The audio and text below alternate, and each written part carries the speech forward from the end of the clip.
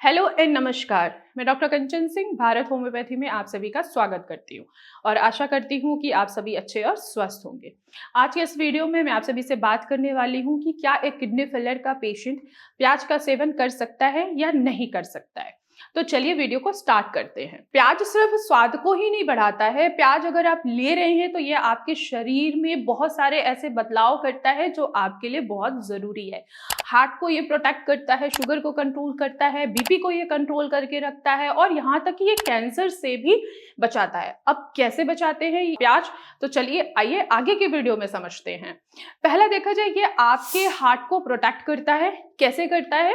क्योंकि प्याज में जो क्यूरेसेटिन नाम का एंटीऑक्सीडेंट होता है, ये आपके गुड कोलेस्ट्रॉल को बढ़ाता है और बैड कोलेस्ट्रॉल को कम करने में मदद करता है। दूसरा जो इसमें प्रॉपर्टीज होती है कि इसमें पोटेशियम होता है और जो इसमें एंटी इंफ्लेमेटरी प्रॉपर्टीज पाई जाती है वो धमनियों को क्या करता है, रिलैक्स करता है, जिसकी वजह से आपका जो ब्लड प्रेशर है वो कंट्रोल में रहता है। तीसरी चीज अगर देखी जाए तो वो है इसमें जो फ्लैवोनॉइड पाया जाता है, ये क्या करता है कि आपके ब्लड को पतला करने में मदद करता है, जिससे आपको हार्ट अटैक नहीं आता है और स्ट्रोक होने का भी जोखिम जो होता है या जो खतरा होता है वो काफी हद तक कम हो जाता है। इसके अलावा ये आपको कैंसर सेल से भी बचाता है, प्रोटेक्ट करता है और साथ ही साथ इसमें विटामिन सी होता है जो आपकी इम्यूनिटी को बूस्ट करने में आपकी मदद करता है और आपकी जो बोन है ना उसकी डेंसिटी को बढ़ाता है, जिससे आपके जॉइंट्स में पेन नहीं होता है। तो आप अगर प्याज लेते हैं तो आपके लिए बहुत बेनिफिट है। अब यहाँ पे ये सवाल आता है कि क्या एक किडनी फेलियर का पेशेंट प्याज का सेवन कर सकता है या नहीं कर सकता है। तो आप प्याज का सेवन कर सकते हैं, लेकिन कम क्वांटिटी में। अगर आप प्याज खा रहे हैं तो ये आपके बीपी को कंट्रोल करेगा, साथ ही साथ आपके शुगर को भी कंट्रोल करने में प्याज मदद करता है। लेकिन अब आपके मन में ये सवाल आ रहा होगा कि मैम आप तो प्याज खाने के लिए मना करते हैं।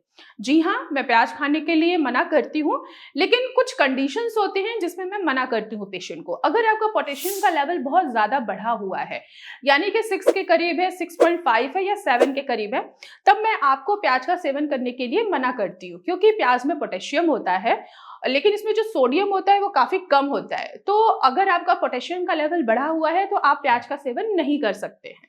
लेकिन अगर आपका पोटेशियम नॉर्मल है, बिल्कुल 5 है, 4 के करीब है, तो आप प्याज कभी कभी खा सकते हैं। लेकिन ध्यान रखने वाली ये बात है कि अगर आप होम्योपैथी मेडिसिन खा रहे हैं तो प्याज को आपको कच्चा नहीं खाना है, प्याज को आप अच्छे से पका लीजिए फिर उसके बाद खाइए। बहुत सारे आपके मन में ये सवाल हो रहा होगा कि हम किडनी के पेशेंट हैं, हमारा क्रेटिनिन बढ़ रहा है, यूरिया बढ़ रहा है, तो हम प्याज खाएं या नहीं खाएं।